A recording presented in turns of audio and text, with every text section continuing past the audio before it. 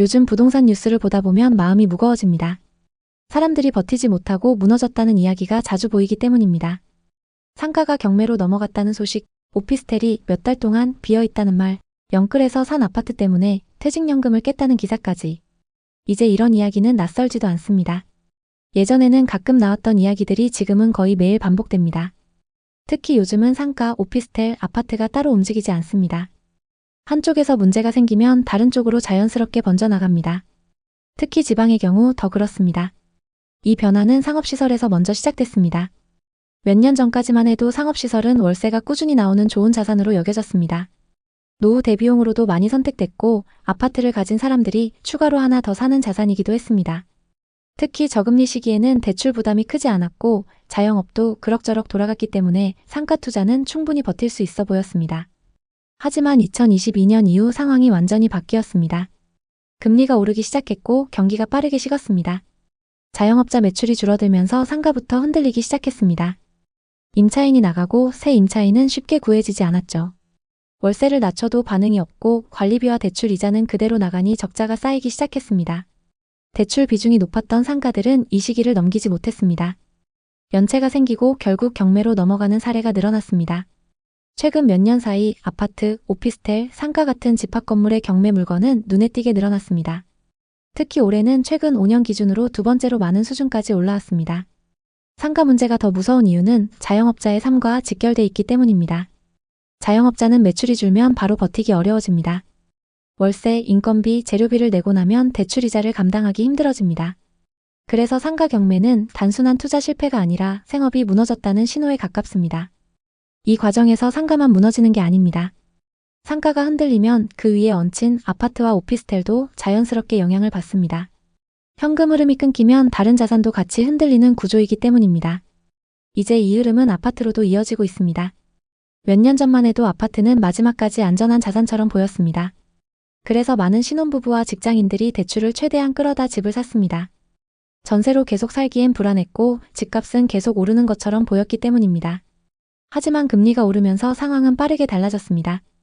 대출 이자와 생활비는 늘었고 전세 수요는 생각보다 빨리 식었습니다. 일부 사람들은 퇴직연금까지 깨서 집을 버텨보려 했습니다. 실제로 지난해 집을 사기 위해 퇴직연금을 중간에 인출한 사람이 4만 명에 육박했습니다. 통계가 시작된 이후 가장 많은 숫자입니다. 노후를 포기하고 현재를 버틸 수밖에 없는 선택이었습니다. 하지만 그렇게까지 해도 버티지 못한 사람들이 나오고 있습니다. 아파트, 오피스텔, 상가가 하나둘씩 경매로 넘어가고 있습니다. 특히 불안한 건 이게 아직 끝이 아니라는 점입니다. 2020년, 2021년 저금리 시기에 5년 혼합형 대출을 받은 사람들이 내년부터 본격적으로 변동금리 전환 시기를 맞습니다. 전문가들은 이 시점에서 체감 이자 부담이 30%에서 많게는 50%까지 늘어날 수 있다고 말합니다. 이미 힘든 상가들과 임대가 잘 안 되는 오피스텔, 대출 비중이 높은 아파트는 이 시기를 넘기기 쉽지 않습니다. 그래서 지금 나오는 경매 물건들은 이미 터진 사례일 뿐이고 아직 버티고 있는 물량이 더 많을 수 있다는 경고도 나옵니다. 박진수 씨는 2019년 여름 신촌의 건물을 20억에 매입했어요. 건물주만 되면 수억은 벌 수 있을 거라며 장밋빛 희망을 품었죠. 당시 많은 중개사들이 상권이 곧 살아날 거라고 장담했어요. 그래서 은행 대출 12억을 끌어다 샀죠. 하지만 기대와 달리 유동인구가 40%나 줄었고 높은 임대료 때문에 임차인들이 발길을 돌렸어요. 몇 년째 공실로 남아 누적된 이자만 2억이 넘게 쌓였고 관리비와 세금까지 포함해 총 손실이 어마어마합니다. 결국 경매로 넘어갔고 박진수 씨는 상권이 이렇게 망할 줄 몰랐어요. 그때 만약 강남에 투자했으면 돈 벌었을 텐데 이제 와서 후회해봤자 무슨 소용이 있나요? 이렇게 말하며 한숨 쉬셨어요. 서울의 대표 대학가, 모든 사람들이 몰려들었던 이대와 신촌 상권이 어쩌다가 이렇게 됐을까요? 한때 밤늦게까지 젊은이들로 북적이던 거리가 이제는 텅 빈 상가들로 뒤덮여 있다는 소식을 듣고 현장으로 나가봤어요. 이대에 비어있는 건물. 이 건물을 보면 김영진 씨가 떠오릅니다. 2021년 초 그는 이대 근처의 코너 건물을 22억에 매입했어요. 상권이 곧 살아날 거야. 학생들이 돌아오면 월세는 충분히 높게 받을 수 있을 거야 라며 큰 기대를 품었죠. 당시 시장 분위기가 회복 조짐을 보였고 공인중개사들도 지금이 기회라며 부추겼어요. 그래서 은행 대출을 70%나 끌어다 샀죠. 하지만 현실은 냉혹했어요. 임차인을 찾으려 애썼지만 3년 넘게 공실로 남았고 매달 이자 수백만 원에 관리비와 세금까지 더해지니 총 3억 가까운 빚이 쌓였어요. 온라인 쇼핑의 급부상으로 패션 뷰티 업종의 수요가 급감한 데다가 주변 상권 자체가 무너지면서 임차인 유치가 특히 어려워졌어요. 결국 2024년 말 매물을 내놨지만 아직까지 팔리지 않고 있어요. 김영진 씨는 한숨 섞인 목소리로 온라인 쇼핑몰이 오프라인 상권을 이렇게 빠르게 망가뜨릴 줄 몰랐어요 라고 하셨어요. 2025년 최신 자료를 보니 신촌 이대의 중대형 상가 공실률이 19.3%로 코로나 이전의 11.6%를 훌쩍 넘었고 소규모 상가는 무려 23.3%에 달합니다. 이는 서울 평균의 3배 수준으로 단순한 경기 침체가 아니라 치솟는 임대료, 온라인 쇼핑의 급부상, 변화된 대학 문화 등이 얽힌 결과죠. 특히 많은 학생들이 신촌을 떠나면서 구매력이 강한 소비층이 사라졌어요. 이대 정문 앞을 가보면 평일 오후인데도 학생들의 발길이 뜸하고 일반인들마저 드문드문 보일 뿐입니다. 정문을 나오자마자 눈에 들어오는 건 황금 같은 코너 자리 상가입니다. 메인 자리라 유동인구가 몰릴 법한 최고의 위치인데 문은 굳게 잠겨 있고 창문엔 임대문의 광고가 붙어 있습니다. 왜 이런 좋은 자리가 공실로 방치된 걸까요? 바로 터무니없는 임대료 때문이에요. 2025년 신촌 상가의 평균 월세는 홍대나 성수동, 압구정 같은 핫플레이스와 맞먹는 수준이에요. 자영업자들이 이 부담을 견디지 못하고 하나둘 떠나버리는 거죠. 건물 전체가 공실인 곳도 꽤 많습니다. 아니 텅 빈 채로 임대문이라는 현수막만 걸려 있고 사람이 많을 시간인데도 많이 한산합니다. 사람들이 조금씩 오가긴 하지만 전체적으로 쇠락한 분위기가 강하게 감돕니다. 주변은 오피스텔 전환붐으로 상가들이 주거시설로 바뀌면서 지역 특유의 활기가 점점 사라지고 있어요. 상권의 생명력이 꺼져가는 느낌이 들고 있습니다. 건물주들이 임대료를 터무니없이 고집하니 임차인을 구하는 게 불가능했죠. 외부 방문객들이 끊긴 것도 뼈아팠습니다. 이런 문제들이 쌓여서 상권 전체가 공실소굴이 되어가고 있습니다. 현장에서 만난 중개사분들조차 상권이 죽어가는데도 임대료가 과거 수준을 유지해 공실이 늘어난다고 한탄할 정도입니다. 예전 신촌 이대 상권은 전설이었죠. 주말이면 사람들로 뒤덮여 뒤통수만 보일 정도였습니다. 그런데 요즘은 손님 발길이 너무 뜸하네요. 왜 이렇게 변한 걸까요? 예전엔 이 근처 상가는 권리금을 못해도 1억에서 2억은 줘야 했어요. 장사가 워낙 잘 됐으니 다들 그걸 감수했죠. 하지만 코로나 전부터 학생들이 줄기 시작했고 코로나 때 온라인 수업과 관광객 감소로 완전히 무너졌어요. 또 연세대 1학년들이 송도로 가면서 소비층이 빠져나간 것도 컸죠. 게다가 중국 관광객이 사라지면서 뷰티숍들이 줄줄이 문을 닫았어요. 거리를 보면 신축 건물들이 눈에 띕니다. 하지만 1층은 대부분 임대 중이에요. 상층 보호실들도 많이 비어 보입니다. 외관은 번지르르하지만 내부는 텅 비어 먼지만 날리고 있어요.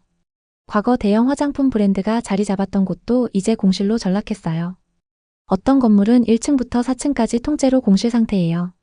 간판이 아직 붙어 있어서 티가 덜 나지만 사실상 한 라인 전체가 생기를 잃고 고요히 잠들어 있네요. 한때 이곳은 패션의 메카였어요. 동대문에 두타, 밀리오레와 함께 전국적으로 유명한 옷거리로 주말이면 사람들로 발 디딜 틈 없이 북적였죠. 하지만 지금은 그때의 그 영광이 모두 사라졌습니다. 이 몰락의 원인이 코로나 때문만은 아니에요. 먼저 임대료 폭등과 관광객 감소로 뷰티 패션 업종이 직격탄을 맞았어요. 게다가 서울시의 패션 뷰티 특화 구역 규제가 업종의 다양화를 막아 상권 회복을 더디게 했죠. 이 규제는 2013년에 도입돼 카페나 음식점 입점을 제한했는데 자연스러운 상권 활성화를 가로막았어요. 최근에야 규제가 풀렸지만 이미 상권은 초토화된 상태예요. 또 대부분의 소비자들이 온라인 쇼핑에 익숙해지면서 오프라인 상권이 더 위축됐고 상가가 오피스텔로 전환되면서 공실률이 치솟았어요. 골목 안쪽은 상황이 더 심각합니다. 옛 상권의 흔적이 희미해졌어요. 대신 주거용 오피스텔 공사가 한창이네요.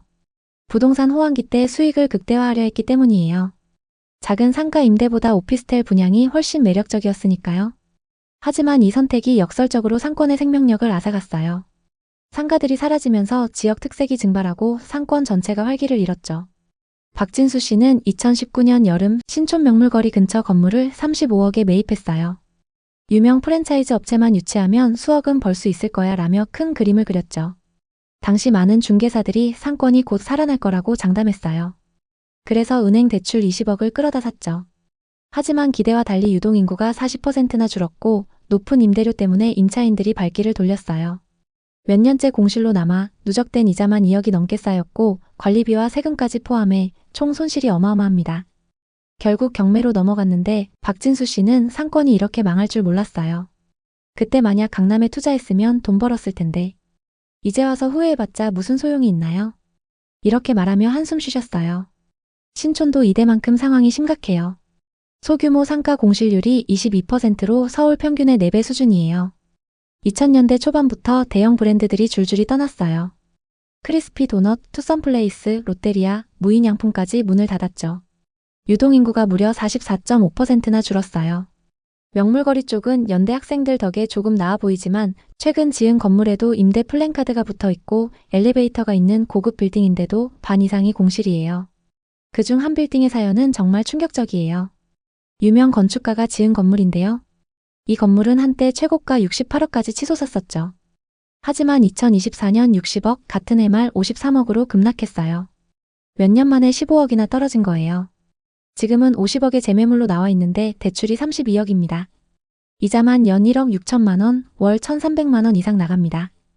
임대료가 높을 수밖에 없죠. 이런 가격 추락이 투자자들과 임차인들을 쫓아내고 있어요. 현대백화점 쪽으로 내려가 보니 공실이 상대적으로 덜해요. 노브랜드와 다이소가 버티고 있고 메인 거리는 활기차 보이지만 안쪽 건물들은 임대 중인데 평당 월세가 수십만 원이에요. 조금 뒤쪽으로 가니 280억 원 규모 빌딩이 경매 중이에요. 대규모 신축 건물도 상층부가 공실이고요. 유동인구는 많아 보이는데 왜 공실이 많을까요? 차량 통행 제한이 풀렸지만 주차시설 부족으로 상권 혜택이 없었어요. 게다가 평당 수십만 원이 넘는 임대료가 소규모 업체들을 쫓아냈고 코로나 후유증에 컨셉 없는 소매 상권은 홍대처럼 버티지 못했어요. 이지연 씨는 2019년 겨울 신촌 이면도로 쪽 꼬마 빌딩을 18억에 샀어요. 당시 다른 지역에 비해 저렴한 매물이었고 자리가 괜찮아서 임대 수익을 낼 수 있을 거라고 믿었죠. 사업자 대출을 활용해 12억까지 대출을 받을 수 있었어요. 수익률을 높여 시세 차익을 볼 생각에 들떴죠. 하지만 계속적인 상권 쇠퇴로 상가의 공실은 계속 이어졌어요. 지금은 사업장을 자기 건물로 옮겨서 하고 있지만 떨어진 건물 가격을 보면 한숨만 나온다고 합니다. 이런 실패들의 공통점은 시장 변화를 무시한 채 과도한 대출에 의존했기 때문이에요. 권리금이 몇 억 가던 황금 상권이 공실이 넘쳐나는 상권으로 변해버린 건 한순간이었어요. 오랜 상승기 후의 하락 그리고 시대의 변화가 이런 몰락을 낳았으니까요. 오늘의 이야기에 공감하셨다면 구독과 좋아요를 눌러주세요. 오늘도 시청해주셔서 감사합니다. 다음 편엔 더 좋은 내용으로 찾아뵙겠습니다.